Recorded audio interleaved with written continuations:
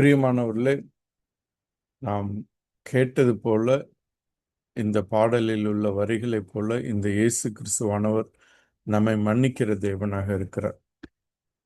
இந்த கால வேளையிலும் நம்ம தொடர்ந்து இயேசு கிறிஸ்துவானவருடைய பல பண்புகளை நாம் தியானித்து கொண்டு வருகிறோம்.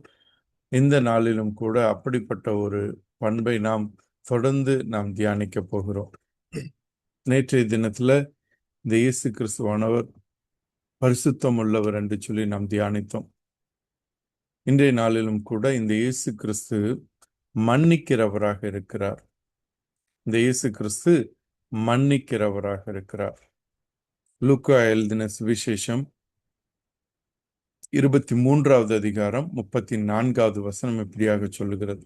அவர் சிலுவையில் தொங்கிக் கொண்டிருக்கிற வேளையிலே, அப்பொழுது இயேசு, பிதாவே, இவர்களுக்கு மன்னியும், தாங்கள் செய்கிறது இன்னதென்று அறியாதிருக்கிறார்களே. கொஞ்சம் நம்ம அந்த அந்த இடத்தை நாம கற்பனை செய்து பார்க்கலாம். அந்த அந்த காரியம் நடந்த அந்த நேரத்தை நாம கற்பனை செய்து பார்க்கலாம். எப்படியாக முதல் நாள் இரவு அவர் கைது செய்யப்படுகிறார். கைது செய்யப்பட்டு இங்கும் அங்குமாக அலைக்கழிக்கப்படுகிறார். யூத மத தலைவர்கள் இடத்துல, பிரதான ஆசாரியர் இடத்துல கூட்டிட்டு போறவங்க, ஏரோதின் இடத்துல கூட்டிட்டு போறாங்க, பிலாத்துவின் இடத்துல கூட்டிட்டு போறாங்க. இது எல்லாமே வியாழக்கிழமை இரவு நடந்து கொண்டிருக்கிறது. அது மாத்திரமல்ல, அங்கு அவருக்கு முள்முடியை அணிய வைக்கிறாங்க. முள்முடி ஏதோ சும்மா மேலோட்டமாக இல்லை, முள்முடி அணிவித்து அதை அழுத்துகிறார்கள். அந்த அந்த முள் எல்லாமே அவருடைய தலையை கிழித்து கொண்டு அங்கிருந்து ரத்தம் வருகிறது. அது மாத்திரமல்ல, அவருடைய சரீரம் முழுவதும் உழுத உழுத ஒரு நிலத்தை போல இருந்தது. ஏறக்குறைய 39 சாட்டை அடிகள். ஒவ்வொரு சாட்டை அடியிலையும் அவருடைய உடல் பிற்கப்பட்டு, அவருடைய சரீரம் பிற்கப்பட்டு, ரத்தம் முழுவதுமாக இழந்து போயிருக்கிறார். தன்னுடைய சரீரத்துல இன்னும் இழப்பதற்கு ஒன்றுமே கிடையாது. ஒரு பக்கம் அடிகள், கன்னத்தில் அறைந்து, யார் அறைந்தது என்று சொல்லி அவரை துன்புறுத்துகிறார்கள். நீ மேசியாவானால் சொல்லு அப்படின்னு சொல்லி அவரை துன்புறுத்துறாங்க. அடுத்ததாக, சிலுவையில தொங்கிக் கொண்டிருக்கும் போது அநேகர் அவரை சுற்றி இருந்து கேலி செய்து, கிண்டல் செய்து, பிறரை ரட்சித்தான், இப்பொழுது நீ மேசியாவானால் இறங்கி வா, இப்பொழுது தேவன் இவரை ரட்சிக்கிறாரா, இவரை காப்பாற்றுகிறாரா என்று பார்ப்போம் என்று சொல்லி பல விதங்களில் அவரை இகழ்ந்து, அவரை அவமதித்து அவரை இகழ்ந்து கொண்டிருக்கிறார்கள். அவங்களோட கண்கள்ல, அங்க சுத்தி நிக்கிறவங்களோட கண்கள்ல, அந்த போர் சேவகர்கள், அந்த ரோம வீரர்களுடைய கண்கள்ல பயங்கர வெறுப்பு, கோபம், எரிச்சல். அது மாத்திரமல்ல, அங்க மற்ற யூத மக்களும் நின்றுட்டு இருந்திருப்பாங்க, யூதர்களும் நின்றுட்டு இருப்பாங்க. அவங்களுக்கு இவ்வளவு நாள் மேசியான்னு சொல்லி இவர் நம்மளை ஏமாத்திட்டாரு அப்படின்னு சொல்லி உடைந்து போன நம்பிக்கைகளின் ஏமாற்றம். பல விதங்களில் அங்க பயங்கர வெறுப்பும், எரிச்சலும், கோபமும் நிறைந்த ஒரு சூழலை பார்க்கிறோம். இயேசு கிறிஸ்துவானவர் வலியோடு கூட, வேதனையோடு கூட, அது மாத்திரமல்ல, இந்த முழு உலகத்தின் பாவத்தையும் சுமந்து தீர்ப்பதற்காக அங்கு அவமான சின்னமாக தொங்கிக் கொண்டிருக்கிறார். அவமான சின்னமாக எல்லாரும் கைவிட்டுட்டாங்க. சீஷர்கள் கைவிட்டுட்டாங்க. தான் எந்த ஜனத்திற்காக வந்தாரோ அந்த யூத ஜனம் இவரை கைவிட்டு விட்டது. மத தலைவர்கள் கைவிட்டுட்டாங்க அப்படின்னு சொல்றதை விட, அவருடைய இந்த நிலைமைக்கு காரணமே அங்க இருக்கிற ஜனங்கள் தான். ஆனா அந்த நேரத்துல இயேசு கிறிஸ்துவானவருடைய பதில், இயேசு கிறிஸ்துவானவருடைய வாயிலிருந்து வந்த ஒரு சில வார்த்தைகள், லூக்கா இப்படியே எழுதுறாரு. அதே வசனத்தை நான் திரும்பவுமா சொல்றேன். அவர் என்ன பண்றாரு, கீழே மக்கள் ஜனம் எல்லாம் இப்படி இருக்கிறாங்க, மக்கள் கூட்டம் எல்லாம் இப்படி இருக்கிறாங்க. ஆனா அப்பொழுது இயேசு கிறிஸ்துவானவர் செய்த காரியம், தன்னுடைய தலையை மேலே தூக்கி அல்லது தன்னுடைய பார்வையை மேலே தூக்கி அவர் பிதாவை நோக்கி பார்க்கிறார். பிதாவை நோக்கி பார்க்கிறார். பிதாவை நோக்கி பார்த்து, பிதாவே, இவர்களுக்கு மன்னியும், தாங்கள் செய்கிறது இன்னதென்று அறியாதிருக்கிறார்கள். இந்த வார்த்தைகளை இன்னும் ஒரு சில நேரம் நம்மால புரிந்து கொள்ளவே முடியாது.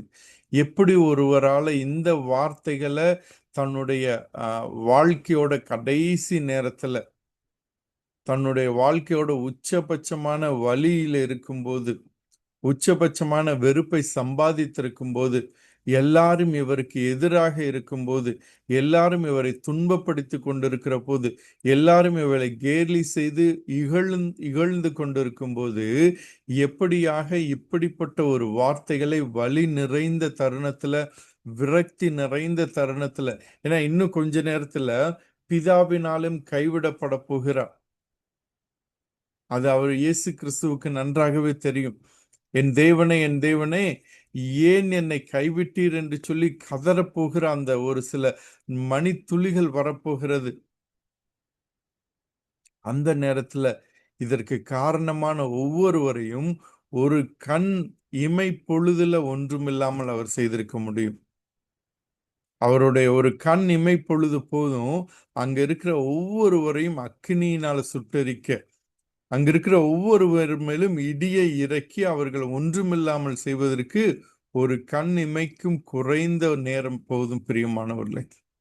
ஆனால் இயேசு கிறிஸ்துவானவருடைய பண்பு, இயேசு கிறிஸ்துவானவருடைய இருதயம் மன்னிப்பினால நிறைந்திருந்தது. மன்னிப்பினால. அதற்கு தேவன் தான் யார் என்று அறிந்திருந்து மனிதனாக வந்த அந்த காரியத்தை, he was filled with godliness, ஒரு தெய்வீக தன்மையோடு கூட. ஏனென்று சொன்னால் வெளிப்படையாக அங்கு இருக்கிற காரியம் கோபம், எரிச்சல், இயலாமை, வருத்தம், விரக்தி எல்லாம் அந்த மக்களுடைய மத்தியில இருக்கு. அதுதான் வெளிப்படையா நம்முடைய கண்களுக்கு தெரியும். அந்த வெளிப்படையாக தெரிகிற காரியத்தை தாண்டி இந்த மன்னிப்பின் வார்த்தைகளை கூறுவதற்கு, வெறுப்பு நிறைந்த மக்கள் மீது அன்பு நிறைந்த மன்னிப்பின் வார்த்தைகளை கூறுவதற்கு, அவர்களே யாருன்னு சொல்லி அவங்களுக்கே தெரியாம இருக்கிற அந்த காரியத்தை பார்க்கிறதுக்கு, அவர் யாரு, அவர் ஏன் அங்க தொங்கிட்டு இருக்கிறாரு, இந்த சிலுவையோட அர்த்தம் என்ன, அங்க இருக்கிற ஒரு சிலர் இந்த சிலுவையின் ரத்தத்தினால அவர்கள் காப்பாற்றப்பட போகிறார்கள், இந்த சிலுவையில் அவர் தொங்கிக் கொண்டிருப்பதனால அங்க இருக்கிற ஒரு சில ஜனங்களுடைய தலைமுறைகள் மாறப்போகிறது, நித்தியத்தை நோக்கி வரப்போகிறது என்பதை பார்ப்பதற்கு மனித கண்ணோட்டமும் மனித கண்களும் அங்கு போதாது. அன்பு நிறைந்த, இரக்கம் நிறைந்த, கிருபையினால் நிறையப்பட்ட ஒரு தேவனால் மாத்திரம்தான் கூடும் பிரியமானவர்கள். இந்த சிலுவையின் அர்த்தம் என்ன என்பதை இயேசு கிறிஸ்துவ அறிந்திருந்தார். இந்த சிலுவை அங்கு இருக்கிற ஜனங்களுக்கு, அங்கு கண்டிப்பா தூரத்துல யோவான் ஸ்நானகன் நின்று கொண்டிருக்கிறார், இயேசு கிறிஸ்துவானவருடைய தாயார் நின்று கொண்டிருக்கிறார், ஒரு சில பெண்கள் நின்று கொண்டிருக்கிறார்கள், ரோம சேவகர்கள் நின்று கொண்டிருக்கிறார். அங்கு இருந்த ஒரு படை தளபதி கடைசியில் இவர் நிச்சயமாக மேசியாதா என்று சொல்லி அவர் அறிக்கையிட போகிறார். அது எல்லாம் முன்னாடி யாருக்குமே தெரியாது. இந்த இந்த இந்த ஜனங்கள் அநேகர் ரட்சிக்கப்பட போகிறார்கள் என்று சொல்லி அங்க இருக்கிற அவங்களுக்கே தெரியாது. நாங்கள் ரட்சிக்கப்பட போகிறோம் என்று சொல்லி அவர்களுக்கே தெரியாது. இந்த வெறுப்பு, கோபம், எரிச்சல், ஏமாற்றம், விரக்தி இவைகளை தாண்டி இயேசு கிறிஸ்துவானவர் தேவனுக்கேற்ற காரியங்களை அங்கு அங்கு அந்த வார்த்தைகளை பயன்படுத்துகிறார். பிதாவே, இவர்களுக்கு மன்னியும், தாங்கள் செய்கிறது இன்னதென்று அறியாதிருக்கிறார்களே. மன்னிக்கிற ஒருவராக இருக்கிறார் பிரியமானவர்களே. ஏனென்று சொன்னால் நமக்கு நன்றாக தெரியும், மன்னிப்பது அவ்வளவு எளிது கிடையாது. மனிதனாக இருந்து மாம்சீகத்தில் யோசித்து மன்னிப்பது கடினமானது, மிகவும் கடினமானது. அது யாராவது நம்மை காயப்படுத்தும் போது வார்த்தையினாலேயோ அல்லது பார்வையினாலேயோ அவர்களுடைய செயல்கள்னாலேயோ நம்மை காயப்படுத்தும் போது, நம்மை ஏமாற்றும் போது, நம்மை உதறி தள்ளும் போது, நம்மை கைவிடும் போது, நமக்கு எதிரான காரியங்களை செய்யும் போது, அதுவும் அநியாயமாக நமக்கு எதிரான காரியங்களை செய்யும் போது, ஒரு சில நேரம் நியாயமான காரியத்தில் நமக்கு செய்யலாம். நாம தவறு செஞ்சிருக்கும் போது நமக்கு எதிராக இருக்கிறவங்க அல்லது நமக்கு முன்னாடி இருக்கிறவங்க நியாயத்திற்காக ஒரு சில காரியங்களை பேசலாம், நியாயத்திற்காக ஒரு சில காரியங்களை செய்யலாம். அதவே நாம தாங்கிக்க முடியாது. அவங்க எப்படி என்னை சரி செய்ய முடியும்? அவங்க எப்படி அந்த வார்த்தையை சொல்ல முடியும்? அவங்க யாரு என்னை பத்தி அப்படி பேசுறதுக்கு? ஒருவேளை அவங்க சரியான நியாயமான வார்த்தைகளை பேசியிருந்தாலும், நமக்காக ஒரு சில காரியங்களை எடுத்து செய்திருந்தாலும் கூட நாம அதை புரிந்து கொள்ள மாட்டோம். ஆனா அநியாயமா நம்மை தாக்கும் போது, அநியாயமா நம்மை குற்றப்படுத்தும் போது, அநியாயமா நம்மை இகழும் போது, அநியாயமாக நம்முடைய வாழ்க்கையில எல்லா காரியங்களையும் செய்யும் போது நமக்கு ஒரு நியாயமான கோபம் வரும், நியாயமான வேதனை வரும். அந்த வேதனையில, அந்த கோபத்துல நம்முடைய இருதயத்துல வெறுப்பு வரலாம், விரோதம் வரலாம், எரிச்சல் வரலாம். ஆனா அந்த சமயங்களில இந்த இயேசு கிறிஸ்துவானவருடைய தன்மை நம்மிடத்துல என்ன சொல்லுகிறது? பிதாவே இவர்களுக்கு மன்னியும். ஏன்னா நாம் என்ன செய்தோம்? நாம இந்த இயேசு கிறிஸ்துவானவருக்கு எதிராக என்ன செய்தோம்? நாம இந்த இயேசு கிறிஸ்துவானவரை பல நேரங்களில நாம் அறிந்தே சிலுவையில் அறைந்தோம். பொய்யான வார்த்தைகளை பேசின போது, பரிசுத்தமில்லாத சிந்தனைகளை சிந்தித்த போது,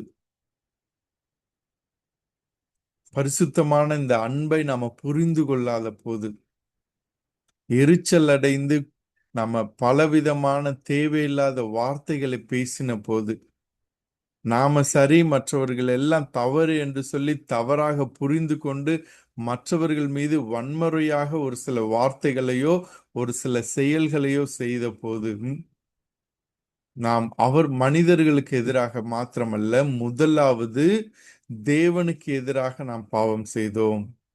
இயேசு கிறிஸ்துவானவரை மீண்டுமாக சிலுவையில் அறைந்தோம். அப்படிதான் எபிரேயர் சொல்லுது. நம்ம எப்பொழுதெல்லாம் பாவம் செய்கிறோமோ அப்பொழுதெல்லாம் மீண்டுமாக இயேசு கிறிஸ்துவானவரை சிலுவையில் அறைகிறோம். அப்பொழுது இயேசு கிறிஸ்துவானவர் என்ன சொல்லி இருப்பார்?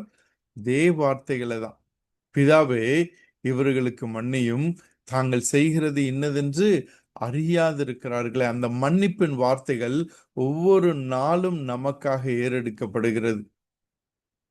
அதனாலதான் பிதாவானவர் நம்மை மன்னித்து நம்மை ஆக்கினைக்குள்ளாக தீர்க்காமல் இருக்கிறார்.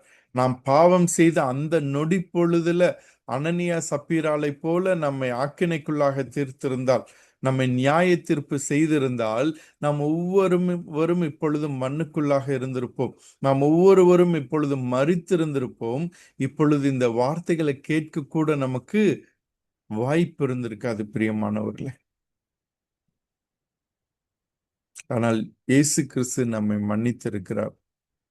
இயேசு கிறிஸ்துவின் பாவ மன்னிப்பினால பிதாவானவர் நம்மை ரட்சித்திருக்கிறார்.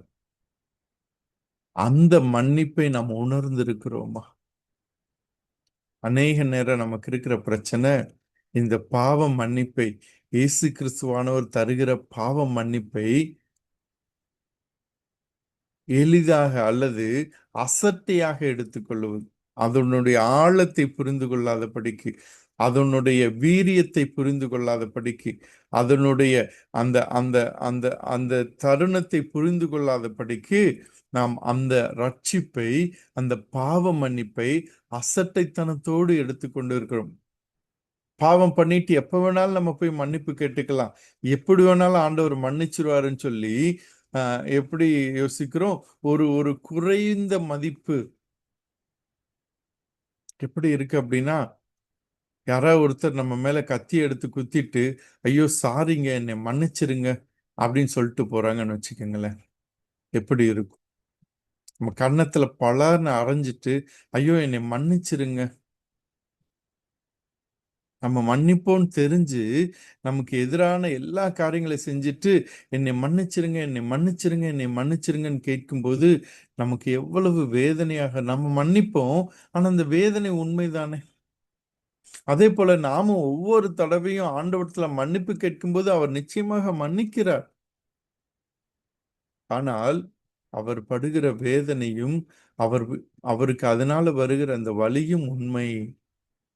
அதை நாம் எந்த அளவு புரிந்து கொள்வோம்? நாம பெற்றிருக்கிற இந்த பாவ மன்னிப்பின் உச்சத்தை, இந்த பாவ மன்னிப்பின் ஆழத்தை நம்ம எந்த அளவு சரியாக புரிந்து கொண்டிருக்கோம்? பாவ மன்னிப்பு கேட்கும் போது மனம் கசந்து அழுது அந்த பாவ மன்னிப்பை நாம கேட்கிறோமா? அப்படி கேட்டிருந்தால் நிச்சயமாக அந்த பாவ மன்னிப்பின் ஆழத்தை நாம புரிந்து கொண்டிருக்க முடியும். அதே போல இந்த பாவ மன்னிப்பை பெற்று கொண்டிருக்கிற நாம் இந்த பாவ மன்னிப்பை பிறருக்கு தர வேண்டியது நம்முடைய பொறுப்பாக இருக்கிறது. அநேக நேரம் இந்த பாவ மன்னிப்பை பெற்றுக்கொண்ட நாம் மற்றவர்களை மன்னிக்காது இருக்கிறோம். பிரியமானவர்களே, மன்னியாத தன்மைக்கு எதிராக வேதமானது கடினமான காரியங்களை வெளிப்படுத்துகிறது. பரமண்டல ஜெபத்துல என்ன ஜெபிக்கிறோம்? எங்கள் கடனாளிகளுக்கு நாங்கள் மன்னிக்கிறது போல எங்கள் கடன்களை எங்களுக்கு மன்னியும். அப்படின்னா என்ன? நாங்க எங்களுக்கு எதிராக பாவம் செய்தவங்களுக்கு, ஏதோ கடன் வாங்கினவங்க அது இல்ல, எங்களுக்கு எதிராக பாவம் செய்தவர்களுக்கு அவர்களுடைய பாவங்களை நாங்கள் மன்னிக்கிறது போல எங்களுடைய பாவங்களை எங்களுக்கு மன்னியும் ஆண்டவர் என்று சொல்லி நம்ம பரமண்டல ஜெபத்துல செய்கிறோம். அப்படி என்றால் என்ன அர்த்தம்? நாம மன்னிக்கிறது போலதான் இயேசு கிறிஸ்துவான நம்மளை மன்னிக்க வேண்டும் என்று சொல்லி நாம கேட்கிறோம். அல்லது நாம மன்னிக்கிறது போலதான் பிதாவானவர் நம்மை மன்னிக்க வேண்டும் என்று சொல்லி நாம கேட்கிறோம். ஒருவேளை அது உண்மையானால் இன்னைக்கு நாம மன்னிக்காதபடிக்கு பிதாவானவர் நம்மை மன்னிக்க முடியாது. பிரியமானவர்களே, அதே போல இன்னொரு இடத்துல இயேசு கிறிஸ்துவான சொன்ன உவமையில ஒரு ஒரு வேலைக்காரன் எஜமானிடத்திலிருந்து மன்னிப்பை பெற்றிருக்கிறார், கடன் கட்ட வேண்டாம்னு சொல்லிட்டு. ஆனா அதே வேலைக்காரன் அவனோடு கூட வேலை செய்கிற இன்னொரு வேலைக்காரனுக்கு மன்னிக்காமல் இருக்கும்போது அந்த கடனை வேண்டாம் என்று சொல்லும் போது அவனுக்கு இன்னும் அதிகமான நியாய தீர்ப்பு வருகிறது. எச்சரிப்பாக மன்னிக்காதவர்களுக்கு கிடைக்க போகிற நியாய தீர்ப்பை குறித்து இயேசு கிறிஸ்துவானவர் எச்சரிக்கையாக நம்மிடத்துல பேசியிருக்கிறார். நாம இன்னைக்கு யாரை மன்னிக்காமல் இருக்கிறோம்? அநேக நேரத்துல நம்ம எதனால மன்னிக்க முடிய மாட்டேங்குது? நம்ம அவங்கள மாத்திரம் பார்த்துட்டு இருக்கிறோம். அவங்களோட செய்கைகளை மாத்திரம், அவங்களோட வார்த்தைகளை மாத்திரம், அவங்களுடைய சிந்தனைகளை மாத்திரம் நம்ம பார்த்து கொண்டிருக்கிறோம். மேல இருந்து கீழே மாத்திரம் பார்க்கிறோம். இயேசு கிறிஸ்துவானவர் சிலுவையில தொங்கிக் கொண்டிருந்து கீழே மாத்திரம் பார்க்கல. அவர் தன்னுடைய தலைகளை உயர்த்தி பரலோகத்தை பார்த்து, பரலோக பிதாவை பார்த்து, பிதாவை இவர்களுக்கு மன்னியும் என்று சொன்னார். அதே போல எப்பொழுதெல்லாம் நமக்கு மன்னிக்க முடியாம இருக்கிறதோ, எப்பொழுதெல்லாம் நமக்கு எரிச்சலும் கோபமும் வெறுப்பும் அதிகமாகி கொண்டிருக்கிறதோ, அப்பொழுதெல்லாம் நம்ம செய்ய வேண்டிய காரியம் அங்கு இருக்கிற ஜனங்களை கீழாக பார்ப்பதில்லை, பரலோகத்தில் இருக்கிற தேவனை பிதாவை நோக்கி பார்த்து, அல்லது வலது பாரசத்தில் இருக்கிற இயேசு கிறிஸ்துவை நோக்கி பார்த்து, இந்த இயேசு கிறிஸ்துவான எனக்காக என்ன வார்த்தைகளை கூறினார்? பிதாவே இவர்களுக்கு மன்னியும் என்று சொல்லி என்னுடைய பாவத்திற்காக சொன்னாரே, அந்த வார்த்தைகள் நம்முடைய மனதிற்கு எட்ட வேண்டும்.